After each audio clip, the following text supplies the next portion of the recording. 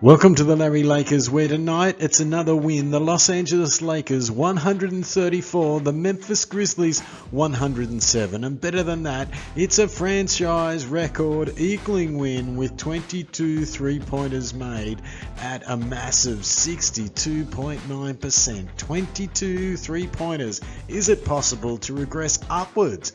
Regression upwards to the mean. Usually you regress back to the mean.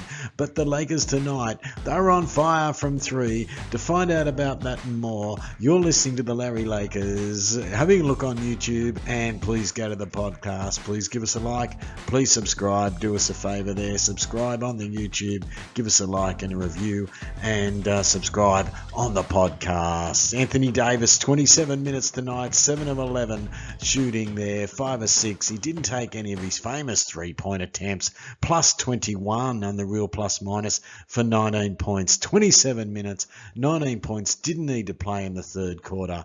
The Lakers, they had the calzones, first quarter calzones, we want calzones. First quarter calzones. The Lakers, they jumped up and won another first quarter, second game in a row. They did it against Portland, and now they've done it against Memphis. 37-26. Of course, it helped it was a home game. It helped a bit that Memphis were a little bit short-handed. The second quarter was another win as well. That's even better. 37-25. Went a bit quiet in the third quarter. Well, we didn't go quiet, but Memphis, we didn't stop them. They got 35 points to our 33, and we finished strongly, 27-21 in the fourth, and we did need to put back on LeBron and AD. That could be the best type of load management. The Lakers go to 6-5 on the season, 5-0. Heading in, we were 4-0, 5-0 at home now. 4-0 was the best record since 2019. The best record since 2019 for the Lakers. That's exciting. We'll have a look at all your questions. Before we do, AD, as we said, 27 minutes. He's got 11 rebounds, 5 assists, and 6 blocks. 6 blocks. He got a stack of blocks there, including on the Defensive Player of the Year there, Jaren Jackson, and 19 points for AD. Taurean Prince got the 29 minutes, 50% there. He got 3 of 6. He got 2 of 5 of those from the three-point line. It looked like everyone was starting to find their three.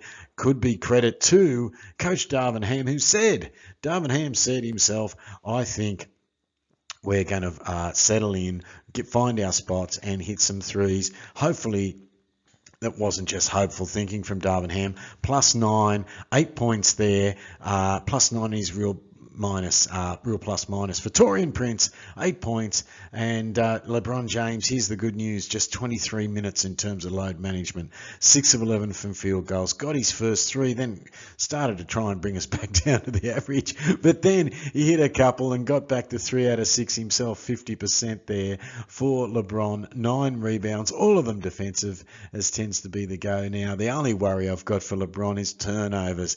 They're starting to stack up in this 39th year of age. Plus 15 though, he's still the master, and 16 points. He's real plus minus of 15. 16 points for LeBron, 23 minutes. That's magic. Maybe he's playing to whatever number he's wearing these days. I'm glad he's not wearing the 6 anymore. Cam Reddish, 25 minutes there. He did look good defensively. Starting to hit that corner 3, and LeBron's looking for him, of course. Plus 16 in his real plus. 10 points for Cam Reddish there. 3 of 5 from three-point land, and a couple of rebounds. Just the 1 defensive, 2 assists, and no turnovers there, which has been nice. We had a great game in terms of turnovers. Last game, no player with more than 1 there against Portland. And D'Angelo Russell, what a good game he had. At one stage there, he hit 12 points in a row when the Lakers went on a 15-0 run in that third quarter, despite giving a few more points up to the Memphis Grizzlies. D'Angelo Russell, 27 minutes. He's got 24 points. So he's led all scorers, D'Angelo. It's been coming at last. We said he's been learning how to play well by raising his assists when he hasn't quite hit the threes. But tonight, he hit the threes. D'Angelo Russell, 6 of 8 from three-point land. So 27 minutes, 6 of 8 from 3, plus 25 in his real plus minus.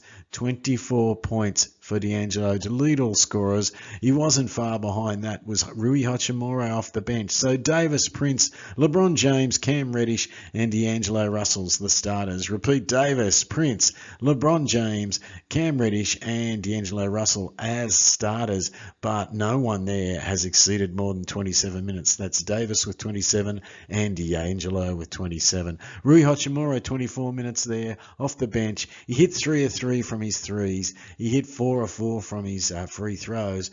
Handy 3 rebounds, but he was hitting those long mid-range shots. Not much arc on them. He was +6 in the real plus for 23 points. So D'Angelo 24, Rui Hachimura 23. Let's have a look at Christian Wood. Christian Wood, 22 minutes. Would you have ever thought this when you selected Christian Wood or signed him as a free agent? 10 rebounds, but just 2 points in 22 minutes. So he's been willing to go quietly there. He did hit 1 of 8. He was willing to throw a few up, but he's working in with the team and +9, whereas I think in other teams he might have kept pushing for those points. Empty calories, some people call them, or he's scoring without affecting winning in some of his previous clubs, but this time scoring a little less, but hopefully affecting winning more.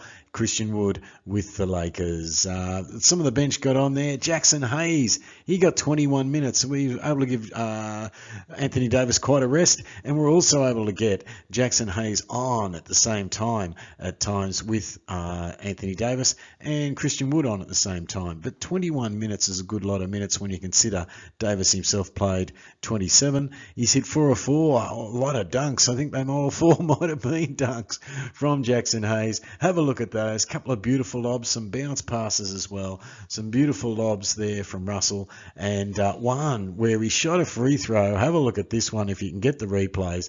Shot a free throw. He got his first one, missed his second, but stepped in to grab the rebound and took off and dunked it. It is a highlight reel, but there's a few highlight reels there from Jackson Hayes. Have a look at him. +6 on the real plus, 11 points. When a team gets out there towards 25 points, there's going to be a lot of real plus minuses.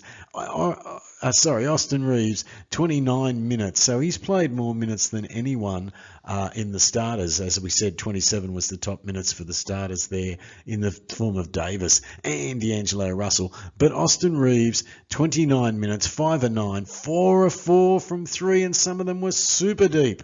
Austin's got his groove back. Austin Reeves, +13. And let's see about his assists. He's hit 7 assists there. As we said, D'Angelo had 5 assists in his 24. Austin has had a very good 7. Now, would you have ever thought this? He's got 12 rebounds there for his 16 points. And I think he had his rebounds at 11 before he had double figures in the points. Max Christie got on there in the just towards the fourth quarter, 9 minutes there, and he himself hit a nice little 3 to get us to the equal franchise record of 22 3-pointers made there. Well done, the Lakers. We'll just do a short pod tonight because they turn around tomorrow and play again.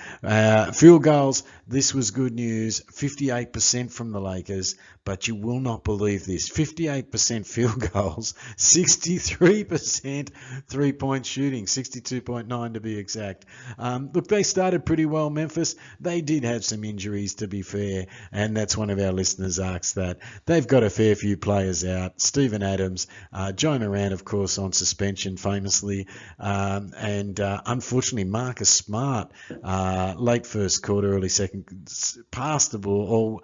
The ball was passed. He turned to see what was going on, and he was in the air having jumped to try and stop a three-pointer or a deep pass from Austin Reeves, and he's turned to watch the pass, but his foot has landed on Austin Reeves' foot there. So defender in the air he was, Marcus Smart. He's landed, rolled his ankle, and then they had just too many injuries. They were a little short going in. Still had good players like Jaren Jackson there, Marcus Smart himself. Baines, the great three-point shooter there from the finals, but Kennard as a three-point shooter, but they just weren't strong enough or deep enough for the Lakers, and they edged away first quarter, but after that Marcus Smart injury, they edged away a little bit more and got the game out. The good news is that it was sort of a load management of the nice style where we're up by points. Massive there. Assists, the Lakers got 30 to 28 there.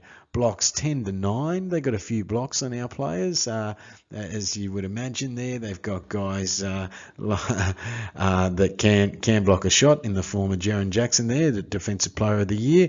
But the bad news is we had 19 turnovers. You wouldn't mind seeing that eradicated, those turnovers, if you're the Lakers coach. As we said, a little sloppy defensively and possibly turnovers there third quarter, where we let Memphis get 35 to our 33, moving right along for the team. Here's the questions. Is it possible to regress upwards to the mean from Magic at Figueroa? Well, a funny question in that mathematically I think you usually regress means get regression going backwards, but we, for a change, were overdue. Perhaps we were due to go up, and we certainly did today. How about that? It won't be many times you can think 62.9% from three-point land. What's this about a franchise records in threes? Sean Avabi, takeaway. Well, Sean, today we tied that record. 22 made three-pointers. There was a chance to get it past that. Would have been a great game to do it. And it's another one in the in-season tournament, Sean says. Yes, it is. The Lakers, who would have known that the mid-season tournament, the in-season tournament, has turned their games around. The one against Phoenix, and now this one today. We'll play tomorrow against the Kings. That's just a normal in-season game. But then we've got a game against Portland, again in the in-season tournament. How many times have the Lakers led at halftime this season, says Big Fins? Well, you won't believe it. Zero times until today. This was the first time the Lakers have led from at halftime. So we've played 10 games and we hadn't led at halftime. Now, a bit of a bad sign there, a little bit of sloppiness on the concentration and in games quarter to quarter. Big Fins, great question. 0 was the score, but today was the first time the Lakers have led at halftime. Is the point differential a thing in the in-season tournaments? A question here from Tim Huggs. Yes, it is, yes, but it was still worth resting the guys there in the fourth quarter. And the good news is, Tim Huggs, that the team, Tim Huggs Destination Anywhere, I think you can Facebook them for travel quotes, but the good news is that even resting those guys, they increased the lead in that fourth quarter. Have a look at it. They won that fourth quarter and increased the margin. So point differential is a thing in the end season. The only team at the moment in that pool that looks like they could worry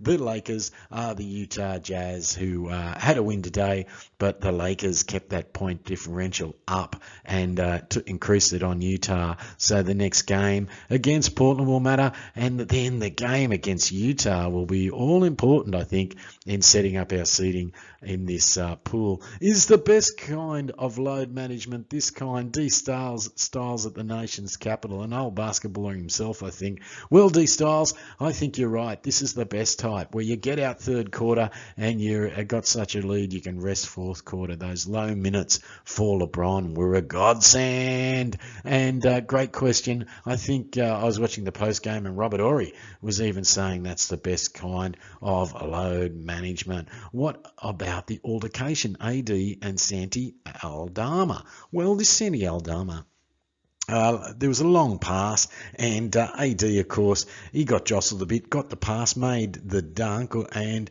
Aldama, of course, has had to get the ball, step out, and he's bumped him on the way out and in, and he had his forearm out a little bit as he took it. Lakers, of course, on the replay are saying, look, that's just him, send him off. But thank gosh that in such an important game, we didn't play the way we did with Portland. We looked like we would early, where we'd let him in and out, and we'd get out again again and let them back in the lead, back into the game, as they did against Portland. But thank gosh that AD did not get a double technical or get sent off in that altercation. Things calmed down a bit. Thank heavens they did. But Sandy Aldama actually, I think, got his spirit up and he played a bit of a good game. He looked like a bit of a find there for the Memphis Grizzlies. So the altercation, a little bit of push and shove, tech foul, and any players running towards it. I think it was Russell and Baines and their coach, who I think was just coming on to ask a question, how come there's 2 tech fouls so quickly, and why was his player tech fouled? And it looked like AD counter shoved and pushed him to the ground. But the 2 tech fouls cancelled out, and the one on the coach meant that the Lakers had the shot. But things calmed down pretty well from then on, to the credit and professionalism of all the players. But have a look at it if you like. A little bit of tension there in that quarter early on. Has the Lakers' in-season court grown on fans, or does winning on it help? Ted O of Sacramento. Well, that's a great question. Have a look at that court.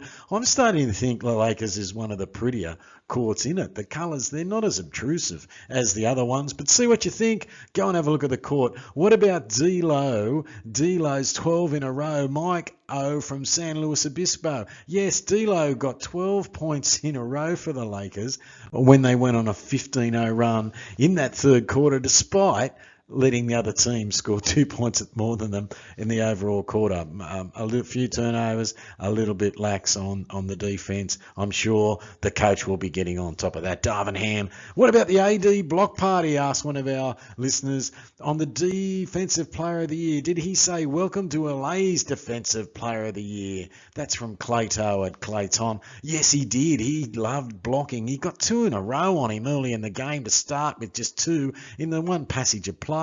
Have a look at that, Jackson. And then later on, Jackson spun. He was a bit out of control, and AD, it was an easier one to block. He absolutely smacked it out, spiked it out, volleyball style. Who would predict Reeves would have 11 rebounds before he had 10 points, says Big Mums at Blocks Tons. Yeah, you wouldn't think a guy that size could get 11 points in a double-double before he even got 10 points when he's such a good little scorer. But he did. But gee, I tell you, he got on the double-double with a beautiful long three-pointer. Go and have a look at it. What about Rui is the next question. Here's one about Rui. Those long twos without an arch on them. Has he turned that shot into an art form? Jono at Scotown. Well, Jono at Scotown, Rui has started. I think he's getting a bit of form back from being out. He was always a good mid-range two-point shooter coming from the Washington Wizards. And what surprised us in the finals was he hit in the playoffs a good number of threes. Just as Russell was having a quiet time, up stepped Rui in the playoffs there, and he's turned that shot into something of an art form. Particularly tonight, he was hitting the long too, and that's why he was the second highest scorer tonight. Rui Hachimura. Has the first quarter calzones idea worked, and did the crowd get tacos as well, is a question there from one of our listeners there. I think it's Mick Levy at Dean City. Well, Mick at Dean City, the first quarter calzones, that was an idea from one of our listeners. He said we keep going for these tacos at the end of games, but we've got too much work to do, so we want calzones. First quarter calzones. That was it. And tonight it worked, and last game it worked. It seems to work better at the home game. Maybe the sponsor of the calzones is there. I'm sure they're listening there at Crypto, and they'll be getting a sponsor, the Lakers organisation, of calzones for the first quarter. We want to hear the chant, and I think it helps the players focus as well. Did injuries smash our opponent tonight? Mo from Memphis. Well, Mo, that's a fair question. I know you support a whole lot of teams, and you've come from Brooklyn to Memphis, so you say, but yeah, to be fair, look, no Steve Adams, no Jai Morant on the suspension there, and they lost the big man, Marcus Smart there on the ankle roll, so they have had a few issues, particularly tonight. They were unlucky there when Marcus Smart rolled the ankle. The game was never quite the same, to be fair, but the Lakers had to take care of business. They didn't do that well against Portland. They kept letting them back in, so tonight it was nice to see them win, finishing strong in that fourth quarter, even at the expense of a team that had a few injuries themselves to key players, really. What is the next for the Lakers? Well, the Lakers have got an important couple of games coming up here. They've got Sacramento tomorrow, so we've got to turn around and play tomorrow, 7 p.m. at Crypto. So a back-to-back. Let's see what the load management type of approach is there with LeBron. We've got Portland up at the Motor Center there on Friday, 7 p.m. Friday. So one day off and then on the road up to Portland. But that's an in-season tournament game. We talked about Utah and the Lakers both being on top of that pool. The Lakers ahead on the points differential, which was the Tim Huggs question, and that's a good one. And good thing tonight, they stretched it in that fourth quarter. One day rest and another day later, we're back on Sunday. Back to Crypto, 6:30, the Los Angeles Lakers versus Houston. Can we fix that? Right that wrong where Houston beat us, the young team, first time we played them there. They are going well this year, not to be taken lightly. Very athletic team and exciting young team there. And the 21st on Tuesday, so a lot of games where just one day and a rest, no rest, no days rest in between. The next game, of course, Sacramento.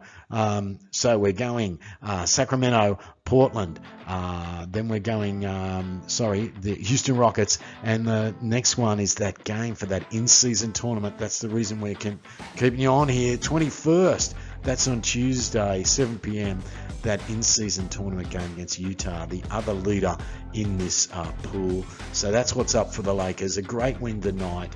And what a great effort there to get those 3-pointers. They were flowing, and to get that extra rest there for the Lakers. What a great win, and let's hope it continues. Hope Darvin Ham's right and wasn't just trying to give the team a little bit of confidence when he said he thought they were just trying to get used to each other and they would find the 3-pointer. You've been listening to the Larry Lakers. They were the questions from the people. Keep sending them to the LarryLakers@gmail.com. Thanks for listening. Thanks for also going to the podcast. Please give us a subscription and a like.